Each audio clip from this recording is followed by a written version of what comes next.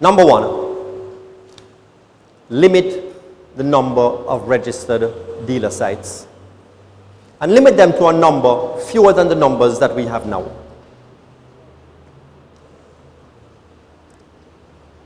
This will bring the amount of inspection that needs to be done closer to the capacity of customs and the police to carry out the inspections.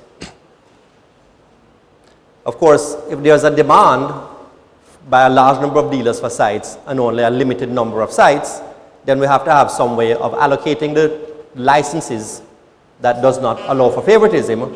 We recommend an auction, that the limited number of licenses for sites be auctioned.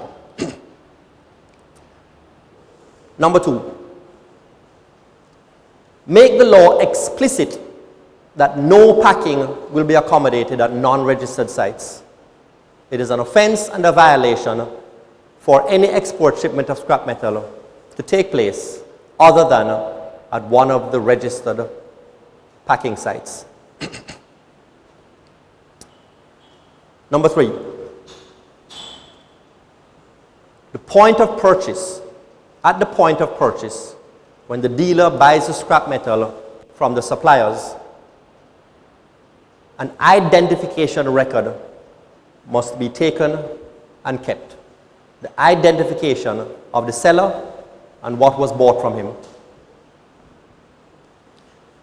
This is going to first provide a paper trail in case an item is subsequently discovered to be stolen. But more importantly, it's going to discourage the selling of stolen material, whether or not that material is subsequently identified. As a general matter, thieves don't like to provide identification. Number four, some jurisdictions were very effective in banning cash payments by the dealers for scrap metal. Payment should be made either by check or by bank transfer. This has the effect of making more complete and more robust the paper trail. Number five, expand the inspection team.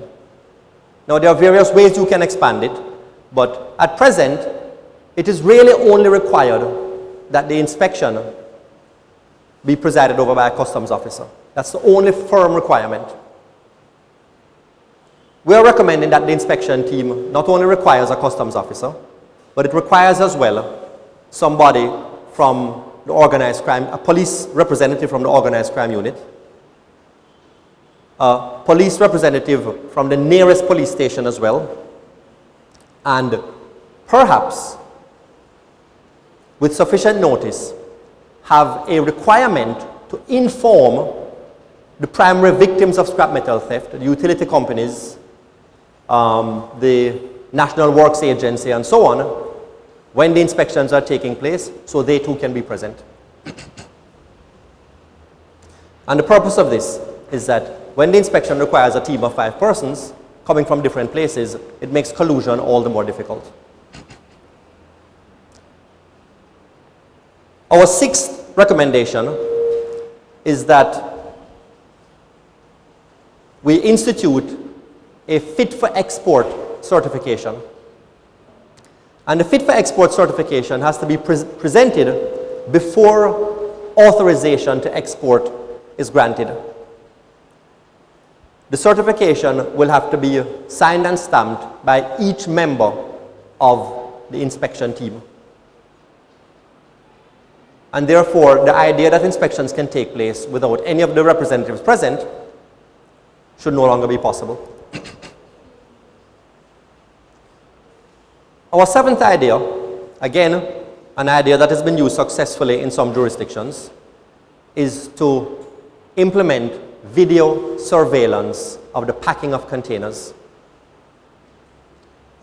So there is a permanent, or at least temporary for a long period of time, record of the packing of each container, which will not only record what is being packed in the container, but will record that an inspection took place. And if it is found that the video record does not exist, the export cannot take place. Otherwise, the container has to be unpacked and repacked with video.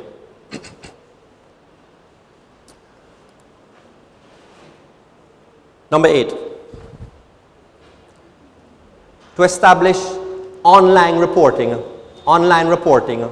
of scrap metal theft on a website that anybody, the large companies or the individual households who suffer from what they suspect to be a theft of scrap metal can upload the information to the website so that all of the regulatory and investigating agencies and the dealers can have access to a list of scrap metal stolen so they can check it against what is being bought and what is being exported. Number 9, exercises like the one that we have conducted we think are very important, where we are able to do research to identify ways to improve an industry.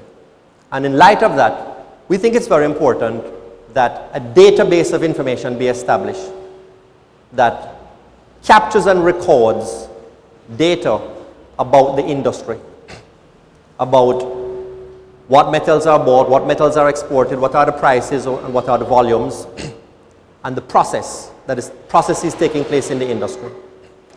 This will allow an assessment not only by researchers outside of the authorities, but by the ministry itself, to be able to make an assessment at a future time of the costs and benefits of the industry in a way that can inform future policy. It will also allow authorities to track the scale of the industry better, and by having a robust database, we'll be able to allow analysis at a much more disaggregated level than we were able to do for this exercise. And finally, suggestion number 10. Well, let me remind you that we started by saying that there were regulatory gaps. There were two problems, that the regulation needed to be enhanced and the regulations that we already have are not being enforced. So our final recommendation is to deal with the enforcement problem. And the root of the enforcement problem is limited capacity at Jamaica Customs and of the Jamaica Constabulary.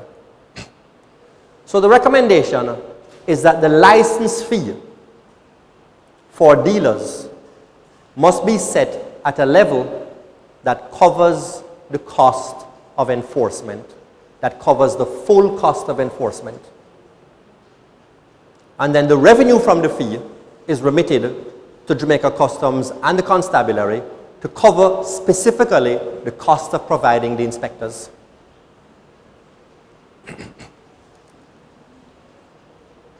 Not only does it ensure that these agencies will then have the capacity to carry out the inspections, but even more importantly, from the point of view of the rest of us, of the wider society, by having the industry pay for the cost of minimizing scrap metal theft, it ensures that any profit that is earned by the dealers, that is earned by the industry, is a net social profit and not just a private profit to the dealers that comes at the cost of stolen scrap metal from everybody else.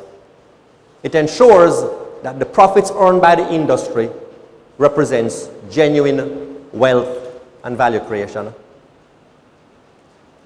Those are our suggestions, and I invite all of you to think about them and to give us your feedback when we get to the question and answer session about how these recommendations might be improved. Thank you.